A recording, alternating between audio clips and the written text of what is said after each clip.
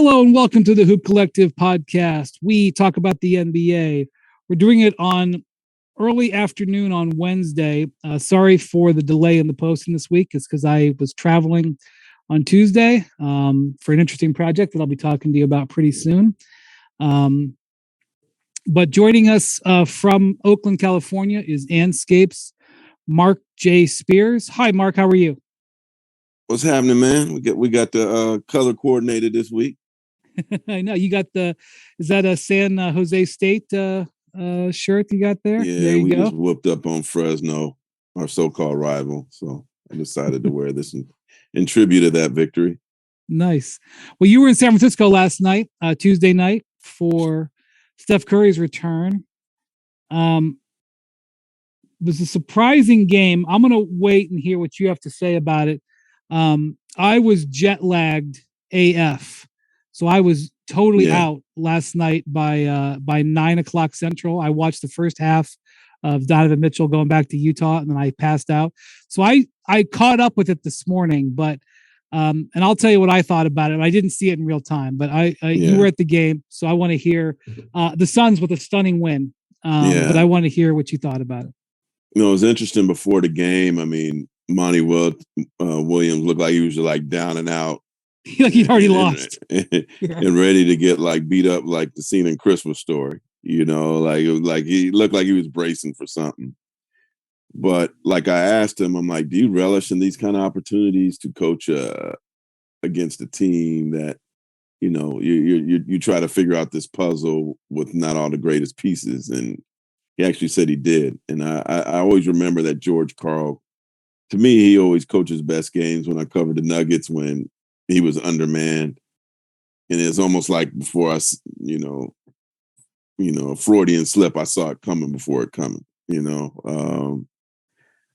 am very confused by the Warriors. Like, we beat up the young guys on their team so much for their struggles, for their poor start, for their defense. And, like, you got to beat up the vets. Like, they just didn't come to play. I think Clay said it best, like they kind of relaxed with Wiggins back, with Steph back, and I think the assumption was with these guys back, it would just like be rolling. But when Steph was healthy, they were struggling too. And I'm going to give them a pass right now for a moment. And they've had this really bad 3-game streak at home, right? They haven't played good basketball of late with or without Steph because they just have so many new pieces that have to get reunited. Not only is Wiggins back and Steph back, but Andre Iguodala is back too. For a little while he was. Yeah. Until he got thrown out of the game. Yeah, exactly. Well, there's that. It did show some spryness, which was impressed me. He had a nice one-handed put-back dunk, and I'm like, okay, he still got his legs. But like, there's no excuse for that. Like, no Book, no CP, no Ayton, no Cam Johnson, no campaign. Like, that's embarrassing, man. At home. Yeah. Where they've actually been amazing, and they're about to go on the road soon, and they're lucky that the Western Conference has not been outstanding. Everybody in the Western Conference, other than I guess Denver, maybe Memphis, hasn't taken off. So they've actually had basically an ability to still stay in the pack. But I mean, the way they're playing, this team is starting to look more and more like a play-in team and not a playoff team. And they need some size too. They're small. Teams are taking advantage of them on the boards, and I will say that I am concerned about this team now, especially defensively. They're just poor, and we'll see if they turn it around. Yeah, Dario Saric really had one of his best games of the year on them. He was in the starting lineup. That was his return game, right? Yeah. I mean, he's been playing, but not well. Yeah. And without Ayton, you would have thought kind of advantage Warriors, and Saric was the best big man in the game. That wasn't a good sign. wasn't a good Yeah, sign. and he hasn't been able to say that since he got hurt. No, he's Probably been even before then. Right? Yeah, I mean, when he got hurt, he got hurt in the finals. He tore his ACL in the finals against Milwaukee. I think it was in the finals. Maybe it was a series before, but the Suns have a lot of laments from that finals. You remember they were up 2-0. And they, Giannis just kept getting stronger and stronger. But one of the laments that they have is if they had Sarge, things would have been different, etc. But so Steph was on a minute restriction, which he said after the game affected him because he felt like when he was in those bursts early that he was pressing. But then he had 16 in the fourth quarter. Didn't have a good shooting night, but had 16 in the fourth quarter. And he took a lot of late shots just trying to play hero ball to come back because they were close, not close enough, but they needed some heroics in the end to try to get that win. So some of his shooting numbers at the end of the fourth were kind of skewed by that, probably. Yeah, I mean, I don't obviously gamble on the NBA. It's not something that's appropriate, really, in our profession. I don't think. But this year, there's so many of these games that look like they are settled, and then there's these mad scramble. I mean, it's kind of the nature of NBA basketball, but it's been especially true this year. So the Warriors were down 27 in this game. And this is not really relevant to what we were taking away from it, but they got it all the way down to 6, maybe. Yeah. I mean, that's crazy. I mean, I got to imagine, I don't know how much money was wagered on this game, but I got to imagine that a lot of the bets were losers because you couldn't have figured out how this came. Even the in-game betting, the vast swings that we see, is just a reminder why this game was a reminder of why betting on the NBA is you got to have an iron stomach to figure that. Obviously, people are successful. I see people who publish their their bets on social media, and they a lot of times sometimes they'll guys who are sort of more professionals at it will select individual bets certain players or whatever, but you got to have an iron stomach. Brian, I correct me if I don't, or stop me if you don't think I should say this, but I always remember talking to Chauncey Billups about, and you were there, 2007. Pistons were supposed to be in the finals, right? Yeah. And they just ran out of gas. Just ran out of gas. And I've asked Chauncey about that because when Chauncey talks about the finals, he always talks about how they should have won in 2004. But I feel like he has PTSD about 2000. They won in 2004. 2005, probably. 2005, I'm sorry. Yeah. But he has PTSD, I think, about 2007. He doesn't talk about 2007 at all because they were the favorite. They were the better team, right? I think they had 4 All-Stars that year. Yeah. If I remember. They had, there was a young LeBron James who canceled those plans. But when I asked him about that later that summer, I said, how did you guys lose? He said, Spears, we're just tired, man. This is 5 straight years of going to Eastern Conference Finals. We're just tired. And I wonder if maybe it's just too early to say, but I'm watching this. I'm wondering if the Warriors are just tired. For them to have won a championship, and I know they've had some injuries and Steph's been out, but for their record to be under 500 at the halfway part, they're 20-21 at the halfway point, man. I wouldn't have projected that. And I remember Del Curry telling me, he's like, if you look at playoff games, look at the amount of, he's like, Steph and Clay and Draymond, and we could add Iguodala, you could add Looney. How many playoff games have they played in their career? They played it an extra season. I'm starting to, it's early, but I'm keeping an eye on it, and I'm wondering if, because that Pistons team, there was a longevity, right? There was 5 straight years of amazing. This Warriors team is longer than that. And I'm just wondering if they're hitting the wall. if they're hitting the wall. I'm not saying such is the case at the moment, but I'm watching it because when you see a loss like yesterday, like, come on, you know what I mean? All right, well, let me say two things about that. One, in 2019, before Durant tore his Achilles, I've branded this, what you're discussing, I've branded this organizational fatigue. Because it's not just actual physical fatigue, but the organization goes through like 2 or 3 years when you're contender and they trade away future picks and, players want to get paid. And like, there's just this thing that happens. Like, I think it's like kind of 4-year windows. Like the Miami Heat had organizational fatigue at the end of they could have kept the window going, but their organization was exhausted. The Cavs had organizational fatigue in 2018 at that end of that run of 4 years. And I was writing in 2019 about what I felt was the Warriors' organizational fatigue. And I think I've told the story before, but before Game 5 in Toronto, the night that Durant tore his Achilles, Bob Myers came up to me and I had written a piece about organizational fatigue, and he said to me, "We feel it."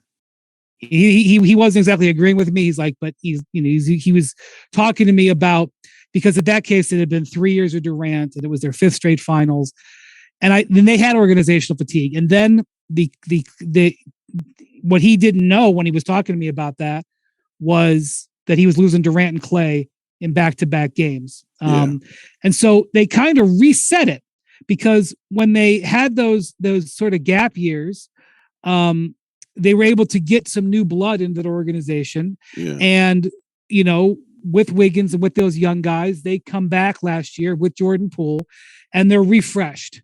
And they kind of were hoping that that refresh extends the window, and it still could. I'm going to walk away from this game last night saying two things. One, they do have 41 games left. 41 games are in, and it's not been good. It has not been worthy of their title defense, but they do have 41 games left, and Iguodala is back and Curry is back. And in theory, they have a menu of options going into the deadline. Although I really think that they love Wiseman organizationally too much to trade him. But and you know what? Kuminga has been out too. Wiseman's out. Kuminga's out. Yeah. Kuminga was starting to really like play well, and I think he also impacts them defensively, because you got like this long guy that they were like putting on Ja Morant. So just when Kuminga started making an impact off the bench, just when Wiseman's confidence was fine and he wasn't getting great minutes, but in a game like the Suns game, maybe you have him on with Saric, and Saric doesn't do that, right? And I do think that they need to build some confidence for Wiseman for the postseason. Like collectively, I think they're better, and so they do have an open roster spot. JaMychal Green's been hurt all year. Are they committed to keeping him on the roster?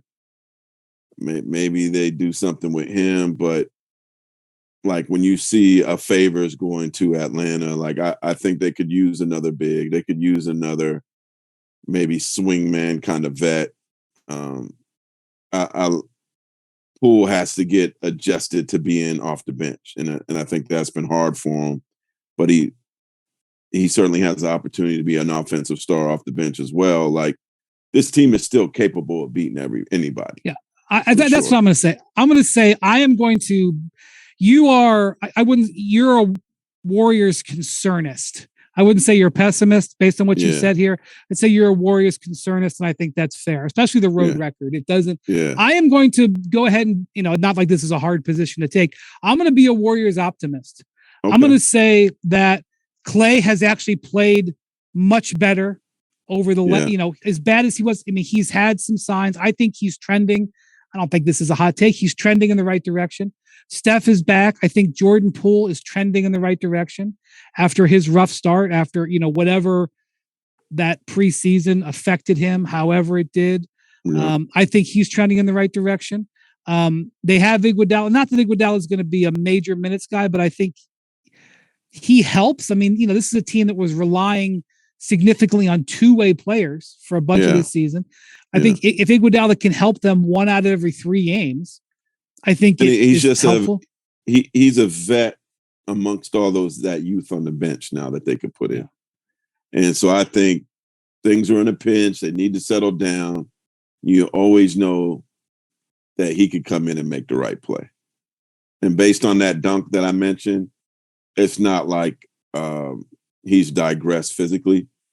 I mean, that showed me that he could still athletically play on this level. Yeah, I mean, I think Wiseman has maybe baby stepped just a little bit forward. But he got to get on the floor, man. He has I know. Like if you listen to this be on the floor. He just. I am mesmerized by his athletic ability, and literally, you could present a mountain of evidence as to why it's not working. This is what's going to be quite interesting. All right, so they played on Tuesday. The Warriors lose, right? They've lost 3 in a row to the Pistons, the Magic, and the underserved Suns, right? Awful. It's awful. So this road trip coming up, they're going to San Antonio, but there's 3 days to play with between games, or 2 days. They get probably a break today, good practice Thursday. They're playing in the Alamo Dome in front of 50,000 people on Friday. Yeah. I think that gets you up to play, right? Like that wakes them up right there. Then they got Chicago against the Bulls, tough. Wizards on MLK Day. They're going to Celtics. They're going to Cleveland. Like, it's not getting any easier, man. They got a really, really tough road trip, but this is a type of road trip that maybe could flip things. Again, I see it as an opportunity. Yeah. I don't know. Maybe I'm Joe Lacob was on Tim Kawakami's podcast recently, again, talking about Wiseman. And in this case, he was talking about how it wasn't just him, because, there's been this perception that only Joe Lacob wanted Wiseman, that it's, and he sounded like he was trying to, spread the blame around. He's like, oh, everybody wanted Wiseman. Like, I get it. I still think that it's in there. That's why if they really made him available, they'd have real offers, because other people would believe that too. I think Ayton has had his struggles this first couple seasons, right? And he didn't have the. Well, I mean, Ayton was instantaneously a productive player, though. I mean, yeah, that's true. But so he had some other issues that he's gotten over. Yeah, the other thing is, as you mentioned, who in front of them are they waking up every day being like, oh man, when we're at our best, we can't beat them. Nobody. I mean, I think the Clippers are a team of potential, but they've never proven they can do it. So if you want to look to me and say, how could you possibly believe in the Clippers? They've never done it. I'd be like, well, that's a good point. I really can't. Yeah. I can't argue with that. But the Warriors have done it. They've proven it. And even if you look at, the Nuggets are not a good defensive team. Yeah. I don't think if the whole league is healthy, are the Suns the only real in the West threat?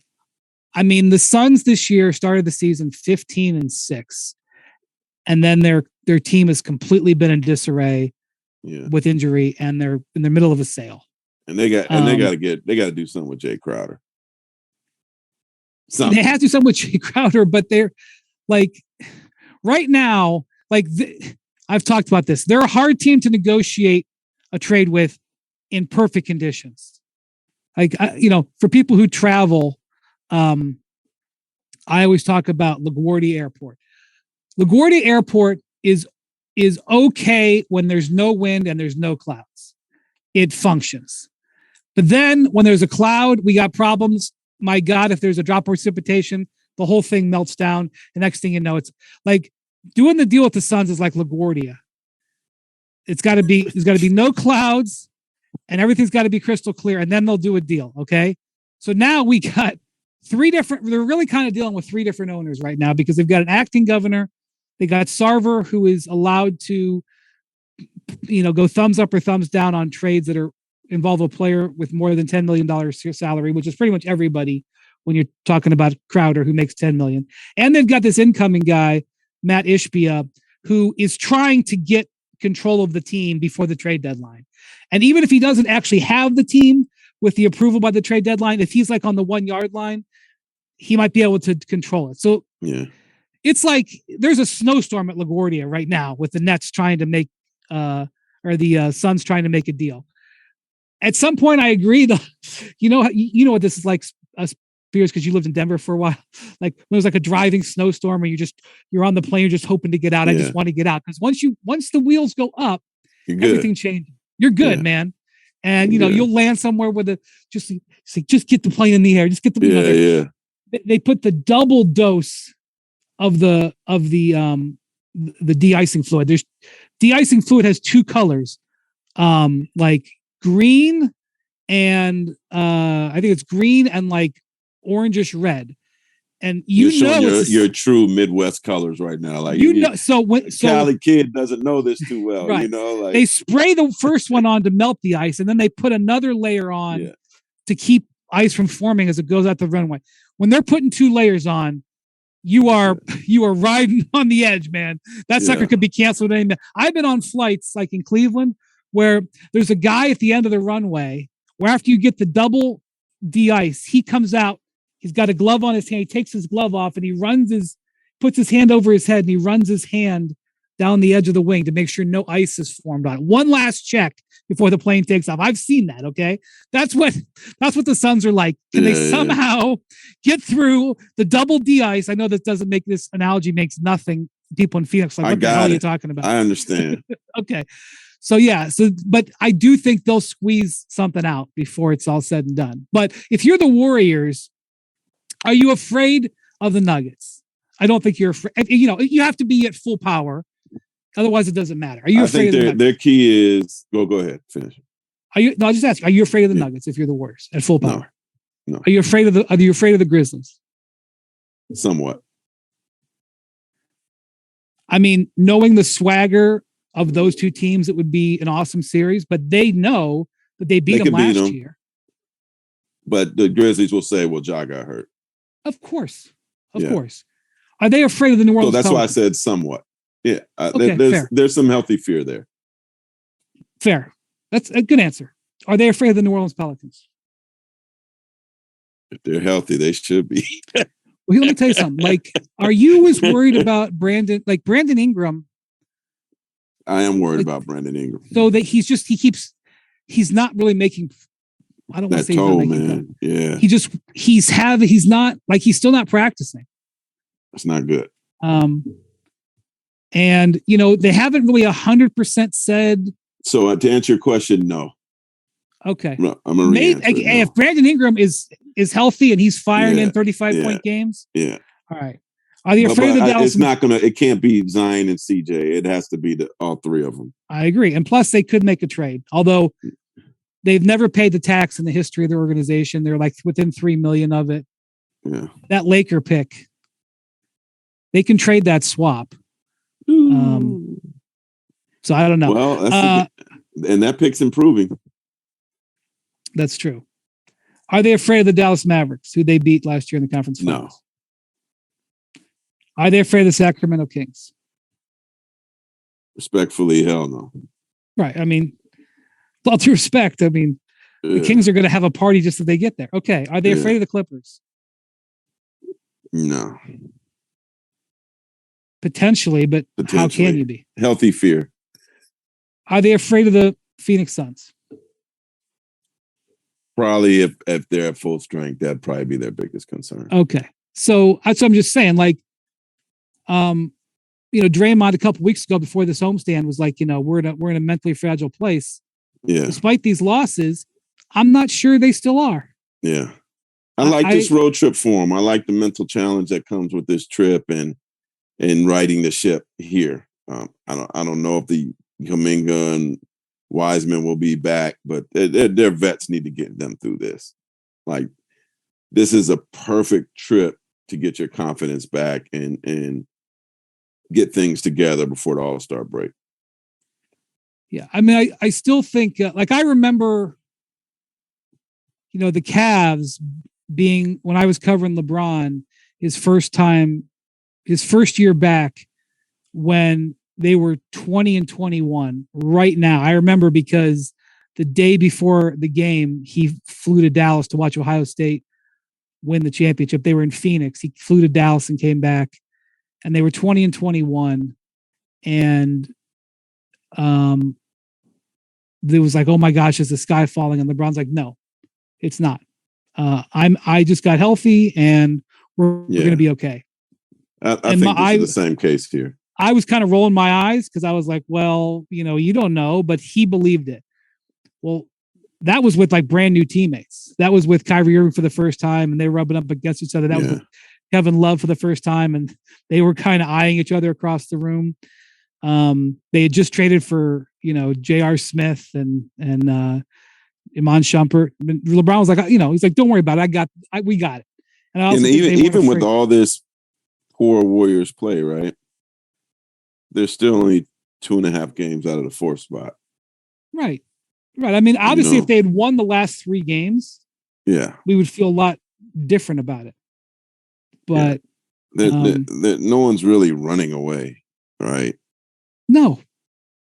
I think the key for any team in the West is this. Any team that I see which is about 6 teams that have a potential to win it, just don't be in the play-in. Just get in the top 6 and be healthy and figure it out from there. I know that the Warriors could care less, even as bad as they've been on the road this season, about playing playoff games on the road. In fact, I think, like, remember when they've got that streak. What's the streak of consecutive series where they've won a road playoff game? It's 20 something. Yeah, they don't care about that. I think they like it. I think they play better on the road in the playoffs. Not this season, but I'm gonna go with you. I'm gonna be a little bit more. I'm not gonna, say Perk said the sky's falling on them yesterday, but I understand why he's saying that, but like, this isn't kind of disagree. But we got to be careful because this ain't football. I try to tell people all the time, like, you can't put so much into one game like this is the NFL or college football, right? This is a long, long road, and they still got a half a season left. For sure. We'll be watching. So you just had a story drop at Andscape today, Wednesday, on Paolo Banchero, the rookie for the number 1 overall pick for the Magic. A guy who is putting up, we've talked several times about some of the things that he's doing from a numbers standpoint. What did you learn about him as you were doing this piece? It's kind of a continuation of what I've been learning about him. I saw him in the Sweet 16 and Elite 8 in San Francisco. And the thing about him, which kind of reminds me about Duncan in a lot of ways, is what he does isn't going to hit the highlight reel. He'll dunk on somebody and that might be it, but he doesn't play loud. But at the end of the game, you're like, whoa, this dude got 24 and 8 and 5. The thing that is very impressive about him is, you ever hear somebody say about a kid, like, man, I feel like he lived already, like he's been on this earth already, right? The way he plays. Is that old soul? Are you talking about old soul? Yeah, like he plays like he's been in the league already. And this is kudos. Well, he definitely has a confidence like he's been in the league. Yeah, he doesn't care about playing against anybody. He doesn't get excited. I mean, he's respectful and he's very intrigued in the history of the game. And he'll ask Mosley about, hey, what was it like coaching Melo in the beginning and this and that. But he credit to like the Jamal Crawford Seattle basketball family. When this kid was 15 years old, he walked into the gym with Jamal Crawford for the first time. Kyrie's there, right? He's played against Levine. He's played against DeJounte. He's played against Isaiah Thomas. He's playing against Spencer Hawes at 15 years old. Like, he's playing against these pros and seeing that, all right, I could hang with them. And these pros are basically mentoring him. Like the Seattle basketball mafia, you could touch all these guys at any time. And they are so like confident, and they breed basketball players there. Seattle pound for pound might be the best place now. So by the time he's gotten to the NBA, he's not in awe. He's just hooping. And people will say, well, is he going to get better? Is this as good as he's going to get? I think he's going to get better because this dude watches a ton of film. And typically when he plays somebody, the second time he plays them, he's better. He not only watches his film and his team's film, but he's watching LeBron James film. He's watching Luka Doncic film. He's watching film of stars and like stealing things that they do successfully and implementing it into his own game. And so just he's an amazing student, but he's just also extremely mature. You couldn't tell that he's 20. And he also, his teammates love him. He's not a diva. He like, Terrence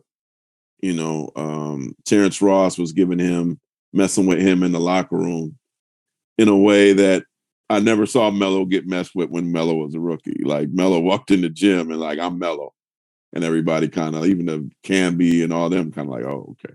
They accepted it, right? That didn't happen with LeBron, by the way. LeBron got, I don't know, maybe bullied isn't the right word, but he was not super duper welcomed when he first got there. In fact, they had to make a trade like maybe 5-6 weeks into the season to get rid of Ricky Davis because Ricky Davis was, kind of pounding on LeBron over the top. Yeah, about for sure. Donuts and everything else. Well, like he was like recruiting other players on the team to like play a certain way that was not necessarily favorable to LeBron. Yeah, I might have did what LeBron James needed to do. I think I would have saw that first day of practice. Kind of like when Bird walked into the door in Boston and Cedric Maxwell said, yeah, this white boy could play. I'm going to leave him alone. But I'll tell you this, which is interesting about Melo. I'll never forget this, Brian. And so your first year was what? 03, 04. Could you watch practice then? Much more. I mean, we got to see some of practice, not the whole thing. At that time, it depended on the coach. But at that time, I still could like watch the whole practice, right? And I remember Jeff Bzdelik was the coach. Shout out to Jeff Bzdelik. I miss him. Melo comes into practice, and it was somebody's birthday, right? And Junior Harrington's birthday. Junior Harrington. He had it. Like I found that name. Shout out to Junior Harrington. He had a cup of coffee in the NBA. And so Camby goes, all right, Rooks, I need y'all to sing happy birthday to Junior Harrington.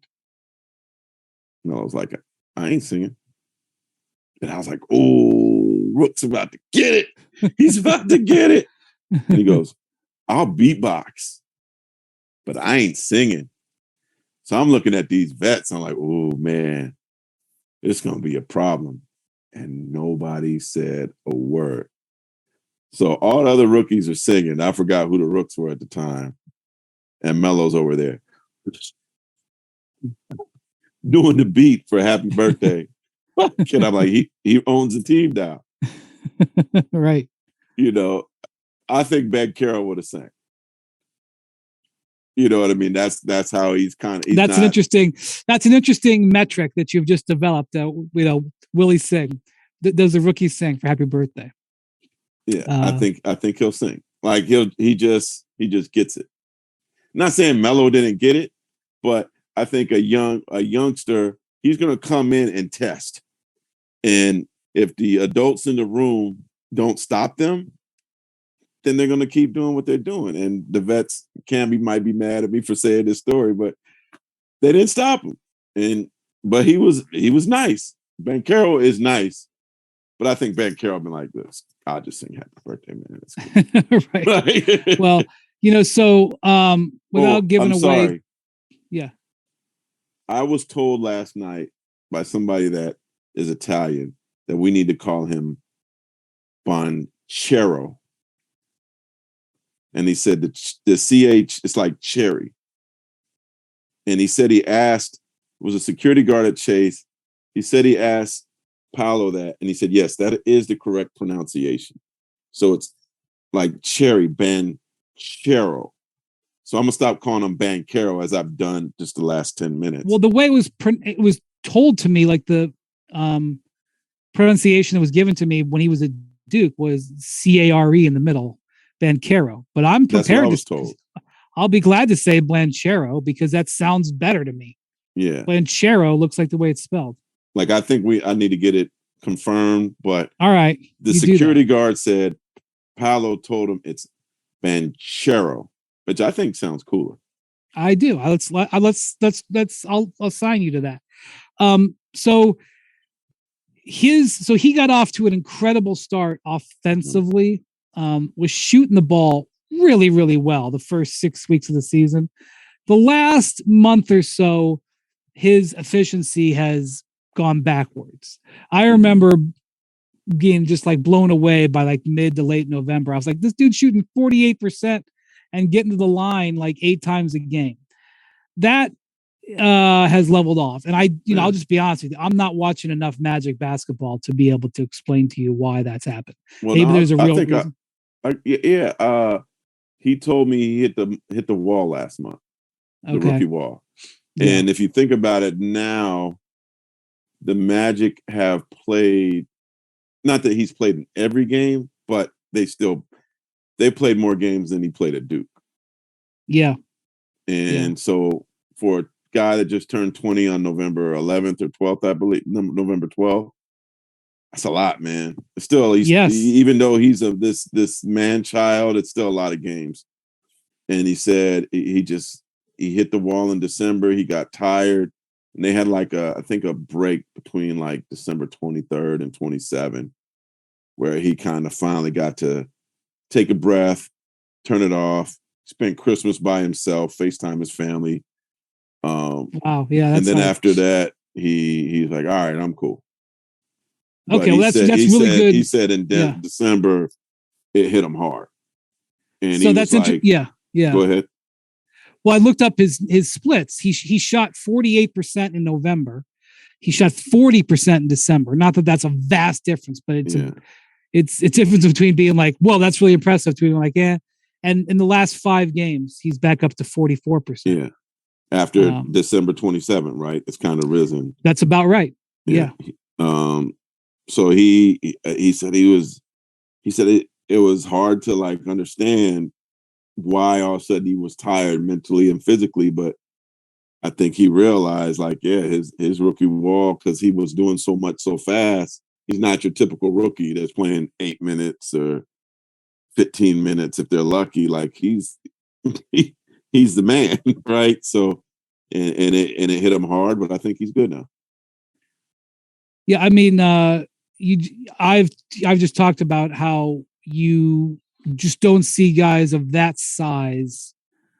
Was he 6'11"? Yeah, and that's one thing Kerr said, that when he first saw him play, when the Warriors played in Orlando, he said the thing that stood out to him was he didn't know he was that big. Yeah, I mean, so I'll just peel the curtain back just a little bit. I was just in Europe working on something. And while I was over there, I saw this 17-year-old 6'9" point guard, not in the draft this year. And he throws passes. He threw a couple of passes that remind me of Luka. And it's like, LeBron was this unicorn as a 6'9" guy who could pass and be the hub of the offense, because he could throw passes and see things like nobody else could see. And now we see Luka come in, same size, and we see Luka pass the ball like this, and it's just amazing what Luka can do.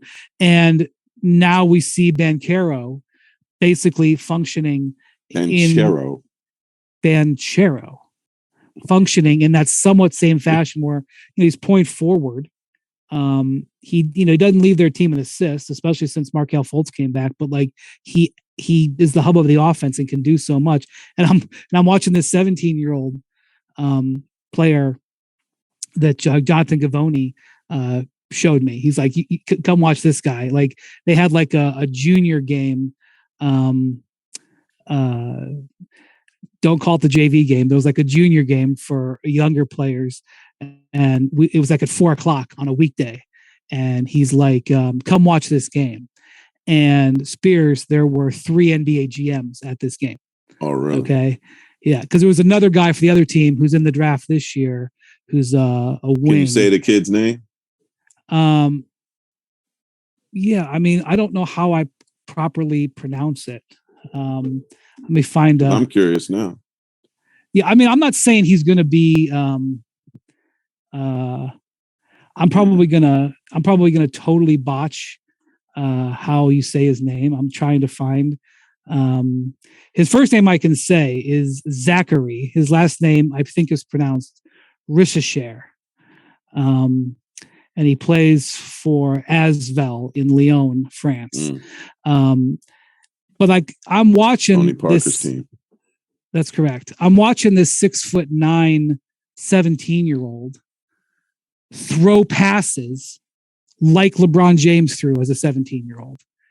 And I'm just thinking about like the state of the game where we are now just routinely seeing guys 6'8", 6'9", 6'10", 6'11" throw these passes, operate as point guards. And it's like, holy Moses. Like it's a sea change. Is the future player under 6'5" getting canceled? You're gonna. You got to be an amazing shooter, right? I look at the Cavs. So like they have Darius Garland and Donovan Mitchell, both of them are under 6'5". Donovan Mitchell, Jackson looked up his wingspan the other day. Well, 6'11", it's like 7-foot wingspan. Yeah. And he's regarded as a weaker defender, although I think he's playing really much better defense than he did early in his career. I mean, like, if you're going to be a 6'1" point guard, like you better really be able to do some special stuff. Like that's just the reality of it. Shoot and have hops. Like, be just super smart, super physical, super strong. Yeah. And like, just to be clear, this player that I watched, Richesher, like, he's got flaws in his game. I'm not saying he's going to be a top 5 pick. He's a little bit slight. He got the ball taken from him a little bit, but it's good potential though. Yeah, I'm just saying, like I saw a 17-year-old kid in France who I like am now going to be following very closely because I just haven't seen 17-year-olds like that too much in my life, and that's what I'm saying about Banchero. Was that good? Banchero. Yeah. For all the stuff that he does, like I'm just so impressed. He's such a playmaker as a 19-year-old. I don't know if he's turned 20 yet, but outstanding passer, probably underrated passer. That's what to me, Banchero's ability to get to the line as a rookie, which just doesn't happen, and his ability to play make as a rookie as a 6'10" guy, you just don't see it. I mean, maybe we'll be seeing it routinely now. But and they haven't been on national TV. Like, I know. I mean, not that we don't have league pass and all that, but I'm kind of disappointed that the nation hasn't had a chance to like enjoy him. Yeah, I mean, I would say this, like, if you're looking into the future at the Magic, Franz Wagner is definitely a good piece for them. Obviously, Paolo is a strong piece, strong contender for Rookie of the Year. And they're going to be in the lottery. And, okay, everyone's focused on Wembanyama and Scoot Henderson, but there are other guys, the Thompson twins, or other guys in this lottery who are going to help. Like, they're probably, even if they don't even get that lucky, are going to be able to add another significant piece.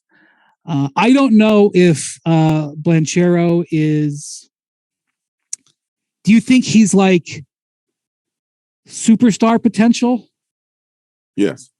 Okay, so like that's like in other words, definitely. Can he be the number one player on a contender? Yeah.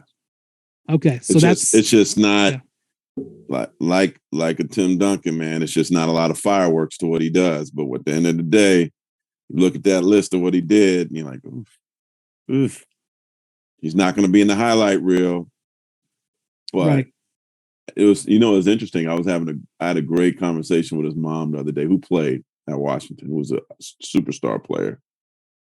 And we were kind of talking about, like, I mentioned the Tim Duncan thing, and just we talked about how beautiful Tim Duncan's bank shots were, and how, like, as a lost art. But she's like, yeah, my son could hit that shot like that. Like he has those kind of things that are underappreciated. His game is an underappreciated style. But I can still remember the first Spurs game I ever. I can still remember this first Spurs game I ever went to. It was a game in San Antonio, and I was there early. 5:30-ish, 5:45-ish for a 7:30 game. Yeah. And watching Duncan go through his pre-shot routine. I mean, nowadays, everybody on social media comes, and pre-shot routines for star players are kind of, sometimes the players themselves put them up on their social media. But like, how were you going to see a Tim Duncan? Like, I just didn't know what it looked like. Obviously, I saw his skills. Yeah. I knew he worked on it, but I remember sitting there courtside in the arena in San Antonio, watching him go through the pregame routine on practicing those 17-foot bank shots from the wing, and watching him work on. I mean, had already won MVP, I think twice, had already won a couple of titles. Like, he was already dominating in the league. I mean, and him just watching him work, I remember it now, 19 years later, how impressed I was with it. But with Banchero, like, you got to remember, like, his numbers, if you look at them, are similar to LeBron's rookie year. They're similar to Melo's rookie year. They're similar to Luka's rookie year. Like, it's really impressive. And I think when you look at Luka's game, right, one might say, like, okay, he's not going to get more athletic, right, when he was a rookie. I mean, is he going to get any better than he is now? And look what he's become. And the way I see Banchero doing the same thing, and the way he studies the game, he's going to figure out a way to make the game even easier for him than it already is. So I see him. I think that if there is one thing where I like to see him be stronger, because he's so big and strong, is like even a better rebounder than he is. Like 8 to 12 a game, like stay in that range. Like, I think if you want to nitpick, maybe there's too many 6 rebound games and 5 rebound games for somebody of that size. Yeah. I don't know him. I've never really spent time talking to him. I'm hoping to at All-Star Weekend. It's one of the times I get to spend time with rookies. It's a great thing that I get to do every year. Make sure you get some time with him. I did last year. It's now we've been getting to talk to G League guys. Like, last year is where I met Marjan Beauchamp. From I remember you and I talking about, we both met him, and I remember being in Cleveland last year, and you and I, now he's in the rotation for the Bucks. He's got, by the way, another Washington guy, not really from Seattle, but from but they count him. He's in that crew. Well, I think he played a little high school basketball in Seattle. I think that's right. Yeah. But anyway, I look forward to talking to him. I don't really know him well or anything. I mean, I've obviously seen interviews. You got to read his story. Well, no, Beauchamp, I know his story. Oh, he told you're talking about I'm talking about Banchero. I'm relearning to say Banchero. I hope we're not going to be told that this is totally wrong. Yeah. But in the interviews that I have watched with him, I like his temperament. Old soul, man. Yeah. Old soul. So just he's here. He's right here. Yeah. Well, check out that story on Andscape Spears just wrote. We got Nick Friedell coming up here in a second. Talk to us about the Nets, how they're going to handle Kevin Durant's injury. But thank you, Spears, for coming on, and we'll talk to you soon. Bench. For the ones who get it done, Grainger offers high-quality supplies and solutions for every industry, as well as access to product specialists who have the knowledge and experience to answer your toughest questions. Plus, their commitment to being your safety partner can help you keep your facilities safe and your people safer. Call or click Grainger.com or just stop by. Okay, now we've got Nick Friedell joining us from New York. Hey, Nick, what's up? B, how are you, my man?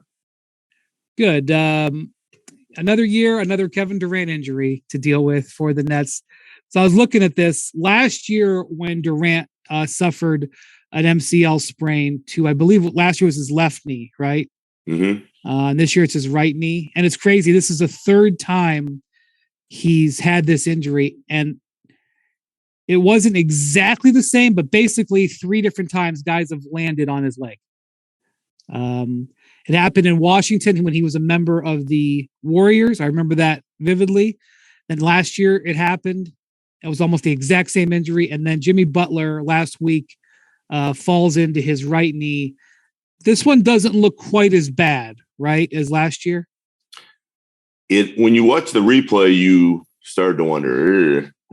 It felt the same, but you could tell pretty quickly after that game, B, going in to the locker room, listening to Jacques Vaughn and Kyrie Irving, they didn't get the sense, and nobody knew for sure until they saw the MRI, but they didn't get the sense that this one was going to completely derail Kevin's season because he was up and moving around in the locker room. He was giving everybody congratulations for the win. So yeah, the hope, and I know Woj reported this, is that it'll be around a month or so. But there is, for this Nets group, some muscle memory because, like you said, it was the other knee last year, but it was 6 weeks. When Zaza fell into him in 2017 with the Warriors, it was around 6-7 weeks. So there is hope for now that this one isn't as bad and that they will see him soon. Okay, so last year, it was almost the exact same point in the calendar.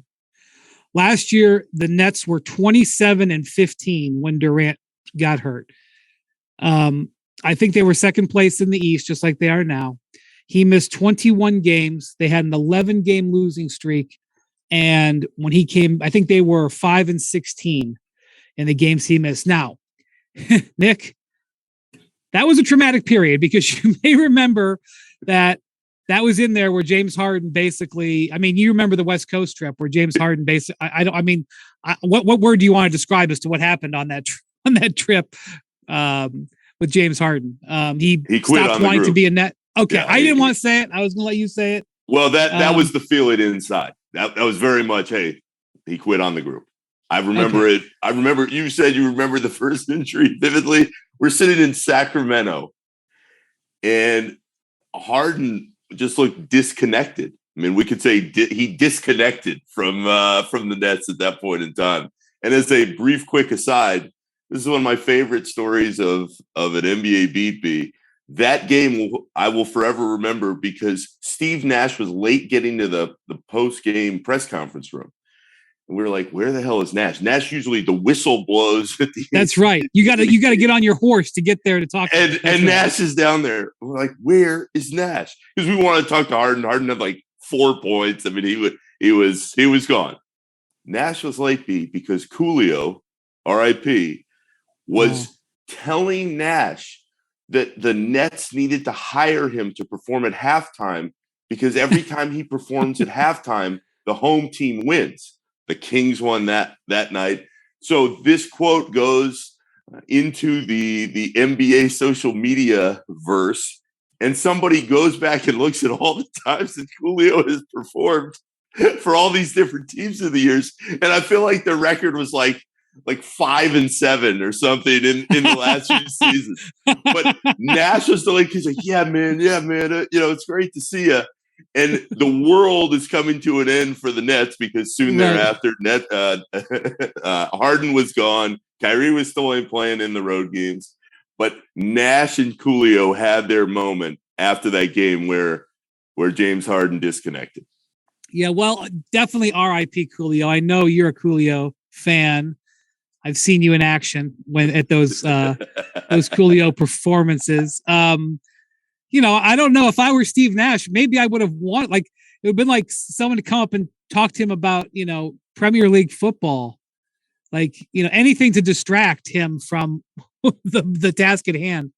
And obviously that was when Kyrie was playing only road games. Joe Harris was out for the year we didn't know for the year, but he never came back.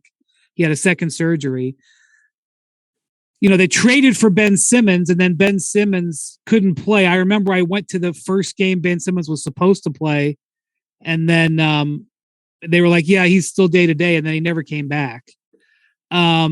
So like, it's not comparable. However, I remember 2 years ago, Durant had a hamstring injury late in the year, and that totally derailed the Nets. So, like, look, he's one of the top 5-ish players in the league. I mean, I would say he's definitely top 5. I mean, I'm huge admirer of his game. So you lose a player like that, you're going to have a setback. The question really here, Nick, and the reason I wanted to talk to you today, in theory, the Nets should be much better prepared to handle this absence, even if it's less than 21 games. Do you agree with that? And what do you think? What is your? They do get a semi. I don't know if I want to call it a break, but they don't play. They have a little like 4-day break here. Is it a 4-day break or something? So they, in theory, could like go over some more things offensively, because don't you think offensively is where they're going to have the big challenge? No question. And you've got to believe it's guys like TJ Warren, Joe Harris will play, you would think, a few more minutes in Kevin's absence. But I do think they are better equipped to handle that loss this season. First and foremost is because Kyrie's playing all the time.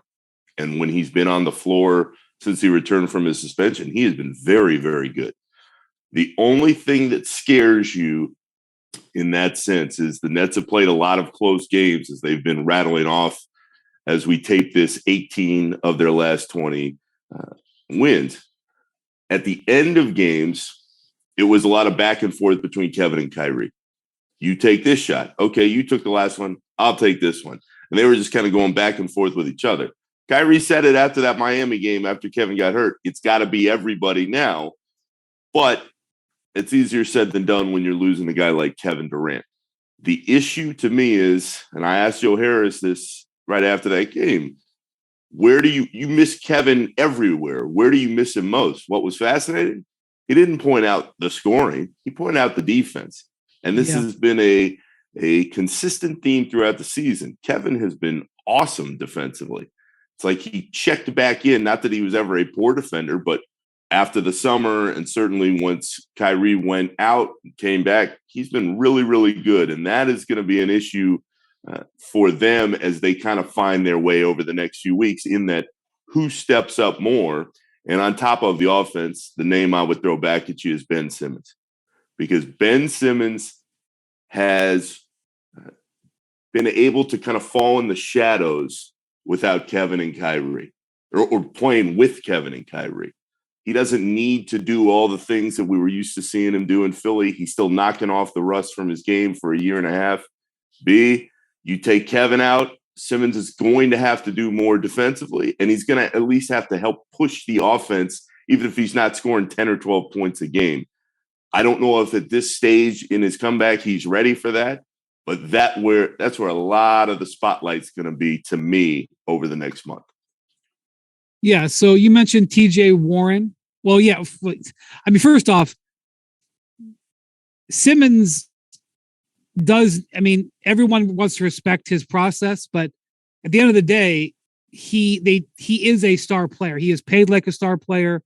And I understand that the back injury is serious, and I'm not expecting him to come out and average 20, but at some point he does need to be able to provide more.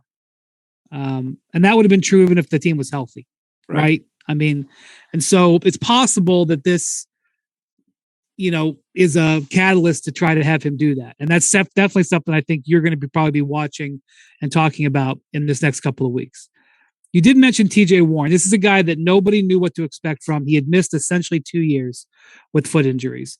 So he's played 16 games. He's averaged 10 points in those 16 games, which is a good help for them. He's shot the ball well. They're playing him 20 minutes a game. He doesn't exactly play like Durant, but he plays the forward role. And so those minutes, those 30 some minutes that Durant was playing, I mean, there's minutes there for TJ Warren.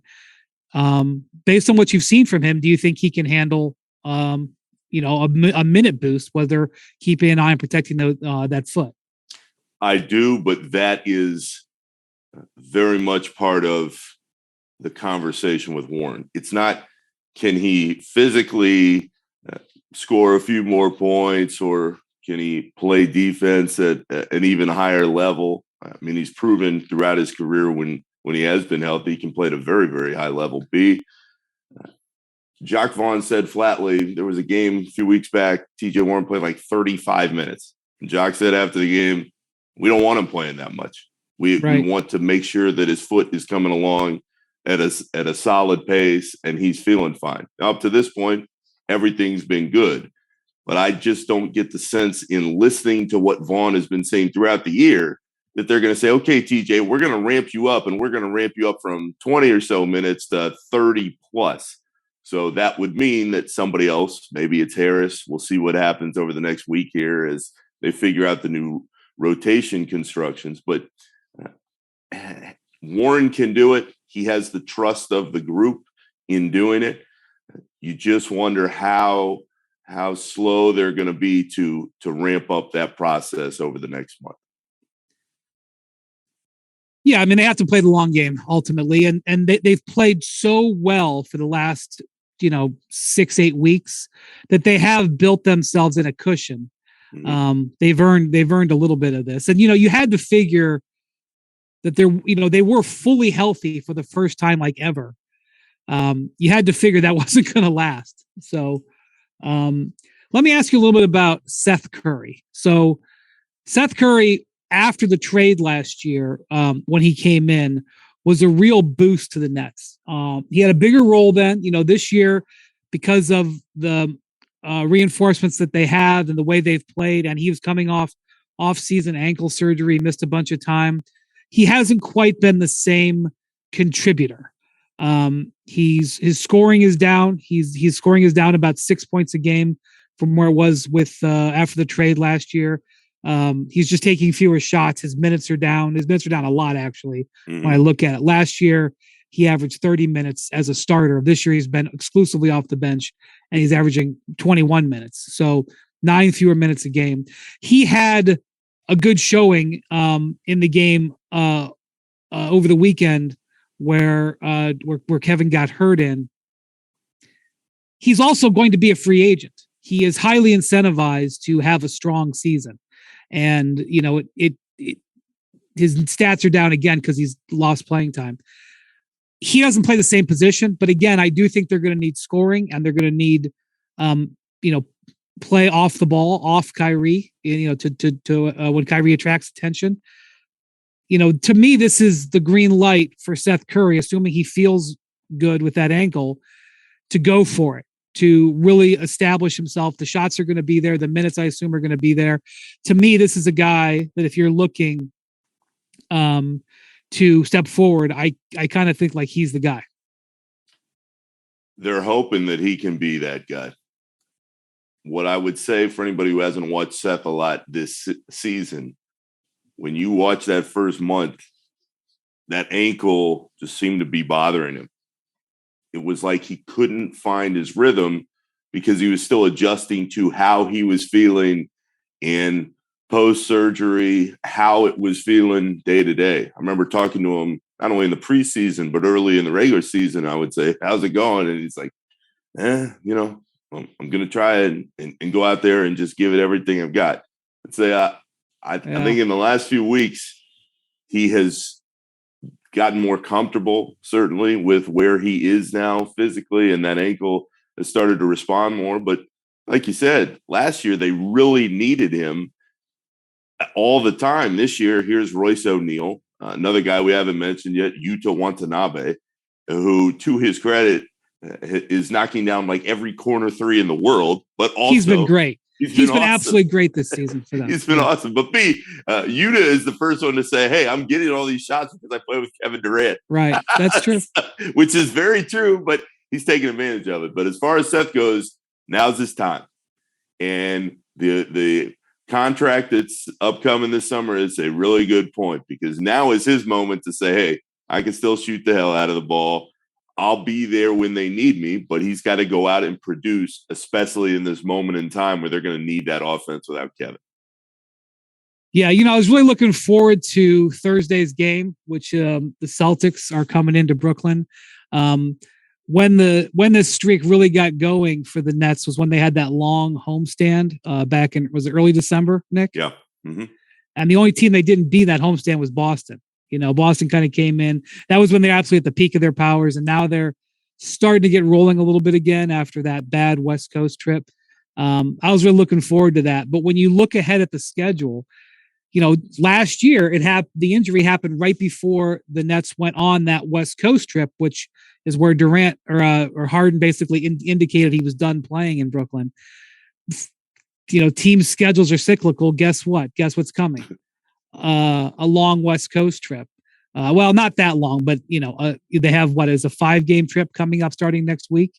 Yeah, and they were getting demolished in those games. I think we should point that out too. Those games last season, so many of them weren't close when Kevin went out, and part of it was Harden was so frustrated that Kyrie wasn't going to get the vaccination shot. I mean, going back through time. We were just sitting in Chicago like a week ago because, as you said, the schedules are cyclical. Chicago was the game where the 3 main stars played together and they demolished, crushed the Bulls. Chicago was also the game after that game B where James Harden at the end of his press conference, he's saying in this press conference, hey, we know what we are. We're that good. We can beat anybody. He gets up and he goes, man, I'm going to give Kyrie the shot myself. And we were all like, oh, my gosh, wow, did he just say that? Yes. So over the next couple weeks, from everybody's healthy and we are kicking everybody's ass to, I don't think I want to be here anymore. Kevin's hurt. Kyrie only plays half the time. I'm out. Things can change very quickly in the league. But if you're a Nets fan, you have to take solace in the fact that they've won a bunch of games. The roster is built differently now than it was a year ago, and they've got Kyrie all the time. And you would think in some of those games where it's tight, he can be that difference maker now. Yeah, for sure. The thing about Kyrie is consistency is an issue, not just in his consistency in showing, the investment in what's going on, consistent. Sometimes on the court, he's a little inconsistent. He's never been a top, man. I want to think about it. He's never really been a super ultra elite player. He's never been a first team all NBA guy. I think he might've made second team all NBA once. Part of that is because he gets injured. And part of it is that he does go through periods where he's not able to impact the game. But also he goes through periods where he just gets scalding hot. So they need that right now. I think if I remember right, Nick, the 3 of them last year, Harden, Durant, and Irving, played together 2 games. Yeah, it wasn't a lot. Does that sound right? It was, because remember right after they decided to let Kyrie back, he immediately got COVID. Yeah. And then there was like a rolling COVID on the team. And then it was like only like a week where they had like 2 road games in between him coming back, being healthy, and then Durant getting hurt. It was the Indiana game last year, the first time they all played together. Then remember they had that makeup game in Portland. They had the strangest back-to-back in NBA history. Yes. They played at home against San Antonio. Yeah, but they didn't They didn't even send everybody to that game. Well, they Harden was supposed to play, B, and then Harden was like, he had like a knee issue, and he's in the press room with a bag of popcorn watching part of Georgia, Alabama. So you're like, okay, well, I guess he's not feeling great tonight. But you're right. It was twice, because it was Indy and that Chicago game where Harden declared that he was going to give Kyrie the vaccination shot. Here's the schedule for the Nets coming up. So I mentioned the Celtics on Thursday, then Sunday, and then again another couple of days off. Like, they do get a little break here in terms of off time. I will say that. Yeah. Then they don't play till Sunday against the Thunder at home, which the Thunder is no gimme. I think it's very clearly. Then they leave for their big road trip at San Antonio. You'd like to think you could take that one, but I mean, I don't know what's going to happen. At Phoenix, who is going by hour to hour right now. We talked about them a little earlier here with the big win last night in San Francisco.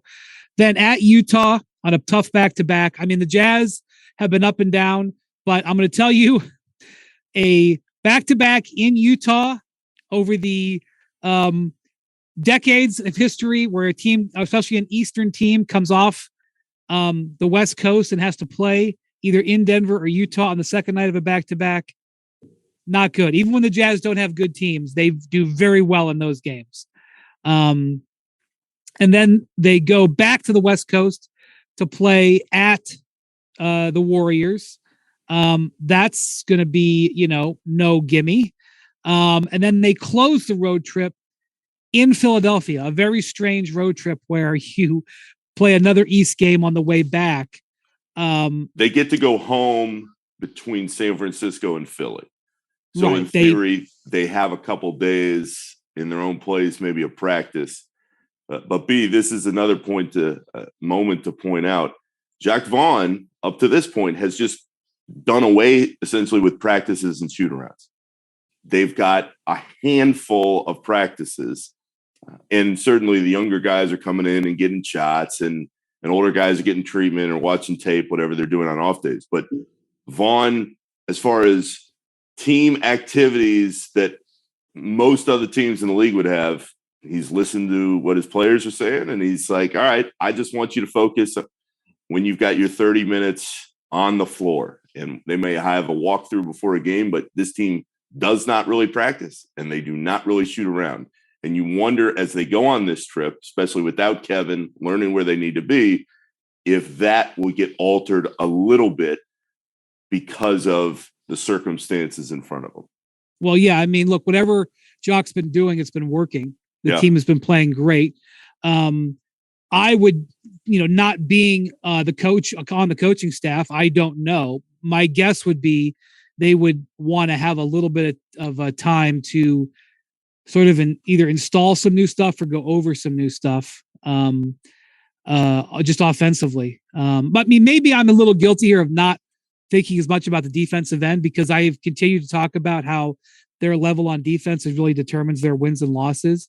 And their level on defense has been vastly improved, partially because of Nick Claxton. But part of the reason their interior defense has been so good is because it's been the combination of Durant and Claxton protecting in there. So I keep talking about offense here because you just naturally default to that when you lose one of the best scorers in the history of the game, one of the best, guy having one of the best scoring seasons of his career. You naturally think about that, but maybe part of the things they're gonna have to look at is how they, for sure how he's going to do his rotations and figure out, because the Nets' big problem is size. I don't know. I mean, there's been some wonder about whether the Nets could use either Curry or Harris in a trade. They do have some flexibility on their draft picks. I mean, they could do something. And Josiah's shown that he's willing to spend. I'm not sure that you make a trade right now just to help with Durant. I think in general they need a trade or they need to acquire another big man. I mean, that was true before this injury. I'm not sure you change course based on what happens here, but I do think that their already fragile big man rotation just got knocked down one. And so that could be something to watch as well. Completely. And again, if you haven't been watching the Nets, even in this last stretch, Nick Claxton has been really, really good. He's blocking everything in sight. He's developed in his own game to a point where they trust him to be on the floor even more. But B, I think that's a really important point as we look at the next month, at least without Kevin. If Claxton gets into any kind of other foul trouble, you're in deep, deep trouble. You can try Simmons. They've tried him a little bit with the small ball 5, and that may work a little bit, but and I'd take Claxton into this conversation as well. Claxton and Simmons do not want to go to the foul line, especially Simmons. So what happens in these close games, and we're going to see this a lot more heading into the postseason, but what happens in these close games when Vaughn's trying to set up his rotations? How do you play both of those guys? Claxton just is struggling at the line. Simmons just doesn't want to go, period. I mean, he's taken a handful of free throws in the last month. So that is a serious issue now when you take Kevin's size and length off the defensive end on top of what we all know he gives them offensively. Yeah, well, the Nets have been one of the most fascinating stories for the last 12 months. And while the drama off the court has calmed down, we now have a little bit of drama on it. So Nick, I hope you enjoyed your little period of respite and get ready for some more. That's what you live for. So, and you've got to go over to one of their rare little workouts right now. So you got to go. It's good to hear your voice, buddy. Thanks for coming on. I can't wait to share what happens on this road trip. Yeah, beyond. Good. Who knows what's going to go on that trip? All right. Thank you to Nick. Thank you to our producer, Jackson. Thanks, everybody, for listening to the Hoop Collective. We will talk to you with the Tims on Friday.